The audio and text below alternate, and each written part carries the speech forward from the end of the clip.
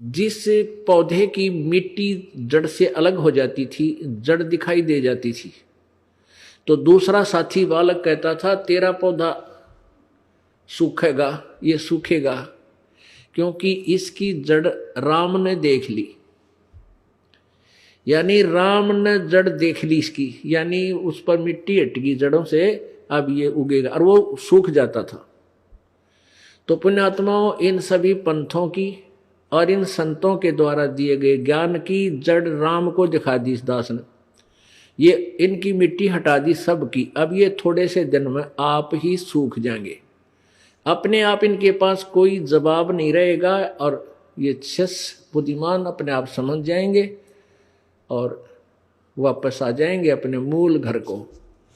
इस प्रकार ये 12 पंथों का ऐसे अंत हो जाएगा और पूरे विश्व में एक मानव पंथ रहेगा, कबीर पंथ रहेगा, और कोई ना जाति ना कोई धर्म अलग रहेगा। जीव हमारी जाति है, मानव धर्म हमारा हिंदू मुस्लिम सिख ईसाई धर्म नहीं कोई न्यारा। इस काल ने हमें इस कलयुग में विभाजित कर दिया।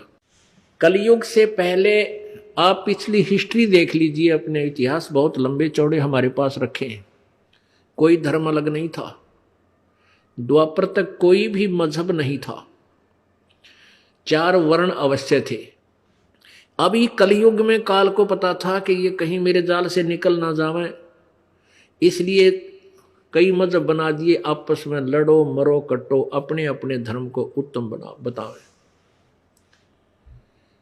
कहते हैं कोई एक है मारा, कोई एक है मारा राम बड़ा है, कोई एक है मारा राम बड़ा है, कोई एक है खुदाई रे, कोई एक है ईसा मसीह बड़ा है, ये बाटा रहे लगाई रे, कोई कहे ईसा मसीह बड़ा है।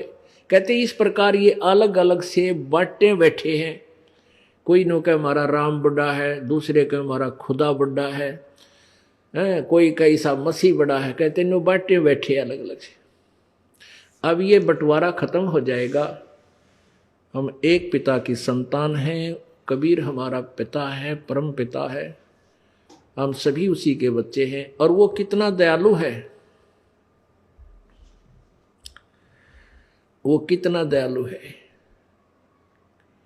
समय समय पर आता है, अपनी प्यारी आत्माओं को समझाने की चेष्टा करता है, और सबके जो ब्रह्मा विष्णु महेश पर भी आपत्ति आती है, वो परमात्मा ही आकर के उनके कर्मानुसार जो फल होता है उसका भी, वो कहते हैं तीनों लोकों में प्रवेश करके सबका धारण पोषण वही परमात्मा करता है। जिसमें धर्मदास जी को ये ज्ञान हुआ परमात्मा की महिमा का, तो क्या उन्होंने किस प्रकार उस परमेश्वर की महिमा सुनाई। धन धन सतगुरु सत कबीर भक्त की, पीड़ मिटाने वाले, धन धन सतगुरु सत कबीर भक्त की, पीड़ मिटाने वाले भक्त की, पीड़ मिटाने वाले भक्त की, पीड़ मिटाने वाले, धन धन सतगुरु सत कबीर भक्त की, पीड़ मिटाने वाले। रहे नल नील यतन कर हार, तब सतगुरु से करी पुकार, रहे नल नील यतन कर हार, तब सतगुरु से करी पुकार। जा सत रेखा लिखी अपार सिंधु पे सिला तराने वाले, जा सत रेखा लिखी अपार सिंधु पर सिला तिराने वाले, धन धन सतगुरु सत कबीर भक्त की, भक्त की पीड़ मिटाने वाले भक्त की, धन धन सतगुरु सत कबीर भक्त की, पीड़ मिटाने वाले। डसी सर्प ने जब जा पुकारी, इंद्रमती अकुला। डसी सर्प ने जब जा पुकारी, इंद्रमती अकुलाए। आपने तुरंत करी सहाय, बेरूली मंत्र सुनाने वाले। आपने तुरंत करी सहाय, बेरूली मंत्र सुनाने वाले। धन धन सतगुरु सत कबीर भक्त की। धन धन सतगुरु सत कबीर भक्त की। पीड़ मिटाने वाले भक्त की। पीड़ मिटाने वाले भक्त की। धन धन सतगुरु सत कबीर भक्त की। पीड़ मिटाने वाले। दामोदर सेठ के होठ अकाज, अर्ज करी डूबता देख जहाज। दामोदर सेठ के होठ अकाज, अर्ज करी डूबता देख जहाज। लाज मेरी रखियो गरीब नवाज, समुद्र से पार लंघाने वाले। लाज मेरी रखियो गरीब नवाज, समुद्र से पार लंघाने वाले। धन धन सतगुरु।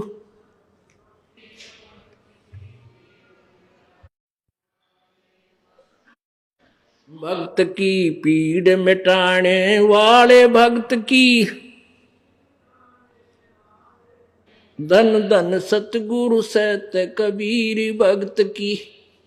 पीड़ मिटाने वाले। कह कर जोड़ दीन धर्मदास दरस दे, पूर्ण करियो आस। कह कर जोड़ दीन धर्मदास दरस दे, पूर्ण करियो आस। मेटियो जन्म मरण की तरास, सत्य पद प्राप्त कराने वाले। मेटियो जन्म मरण की तरास, सत्य पद प्राप्त कराने वाले। धन धन सतगुरु सत। धन धन सतगुरु सत कबीर भक्त की। पीड़ मिटाने वाले भक्त की। पीड़ मिटाने वाले भक्त की। धन धन सतगुरु सत कबीर भक्त की।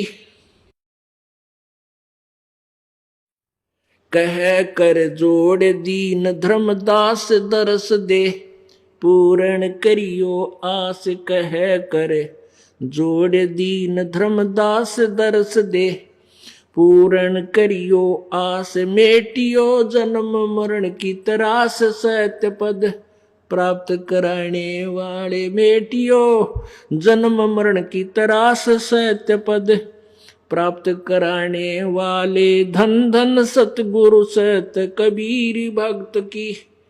पीड़ मिटाने वाले भक्त की। पीड़ मिटाने वाले भक्त की। धन धन सतगुरु सत कबीर भक्त की। पीड़ मिटाने वाले सत्साहिब। जब परमेश्वर सशरीर मगहर से सतलोक चले गए, मगहर स्थान से। मगहर एक छोटा सा कस्बा है गोरखपुर शहर के पास। गोरखपुर शहर से लगभग 25-30 किलोमीटर की दूरी पर है। वहां परमात्मा वहां से प्रभु सशरीर गए थे सतलोक में। जब परमात्मा यहां से चले गए कबीर जी, तब धर्मदास जी को बहुत धक्का सा लगा। पुण्यात्मा, जब तक आपके घर पर बिजली रहती है तो कोई बिजली की परवाह नहीं करता। बल्ब जग रहे हैं, टेलीविजन चल रहे हैं, पंखे घूम रहे हैं, बिजली की तरफ कोई ध्यान नहीं देता। ये कितनी वैल्यू है इसकी, कितनी सुखदाई है। और जब बिजली चली जाती है घंटा 2 घंटे के लिए, बिजली ये बिजली दिखे फिर उससे ही चिंता रहती है गर्मी में, ओहो लाइट नहीं आई, पंखा मर गया गर्मी में, अंधेरा हो गया है। तो बिजली जाने के बाद उसकी महिमा, उसकी वैल्यू का पता लगता, कीमत का। ऐसे ही जब परमात्मा चले गए, जब धर्म, क्यों, जब तो वही रहते थे, सारी वार्ता करते थे, साथ साथ घूमा करते धर्मदास जी ने सोचे बस ये भी भगवान से तो हैं, परंतु फिर पता लग गया तो सचमुच भगवान थे।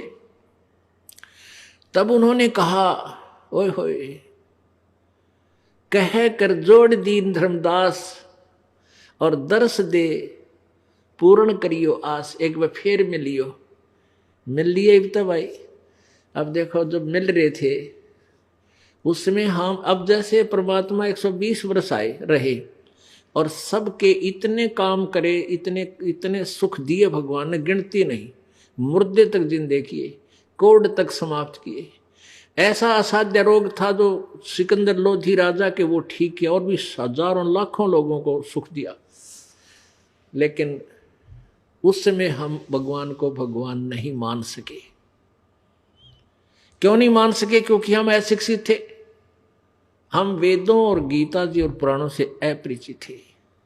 परमात्मा कहा करते थे, वेद मेरा भेद है, पर मैं ना वेदन के माही, और जौन वेद से मैं मिलूं ये वेद जानते नहीं।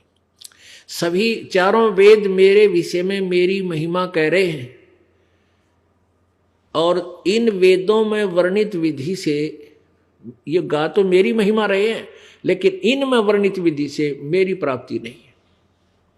क्योंकि इस वेदों के अंदर केवल एक ओम नाम को ही स्पष्ट किया है, यही पूजा करनी चाहिए, और ये ब्रह्म तक का है।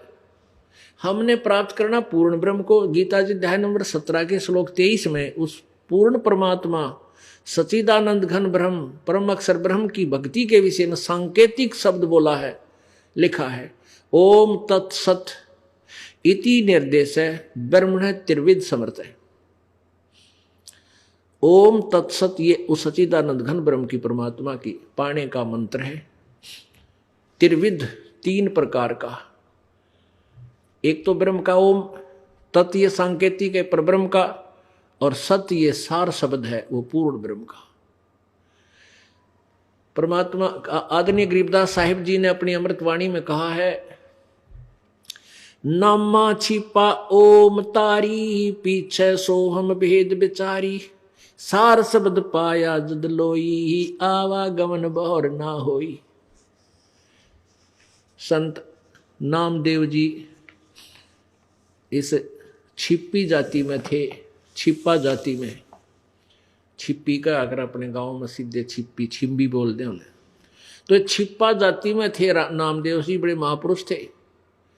और ये पहले केवल एक ओम नाम का जाप करते थे, न्यू सुना सुनाया, जैसे हम जपया करते ओम, ये भजनी कहा करते, ओम नाम सबसे बड़ा, इससे बड़ा न कोई, ओम नाम का सुमन करे तो शुद्ध आत्मा हुए।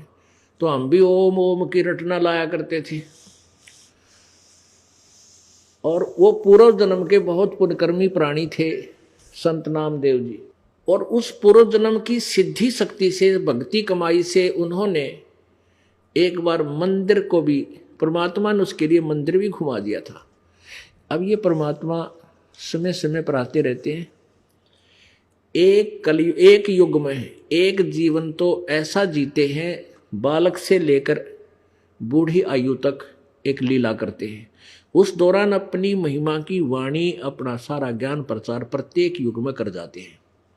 चारों युग में हम पुकारे कूक कहा, चारों युग में संत पुकारे कूक कहा, हम हेल रे, हीरे माणिक मोती बरसे हैं, ये जग चुगता ढेल रे। परमात्मा कहते हैं कबीर जी के 4 युगों में आकर मेरे संत, मैं भी आवाज लगाई, मैंने भी ज्ञान दिया, और उस मेरे ज्ञान का आगे प्रचार मेरे संतों ने किया। लेकिन इस मोक्ष रूपी मोती को छोड़कर, हीरे मोती को छोड़कर, ये आन उपासना रूपी डले ढो रहे हैं। गलत साधना करके ये डले ढो रहे हैं, ये व्यर्थ की भक्ति कर रहे हैं, और हमारे द्वारा दिए गए ज्ञान को स्वीकार नहीं करते। हीरे माणक मोती बरसे हैं ये जग चुगता ढेल रे। तो परमात्मा क्या करते हैं?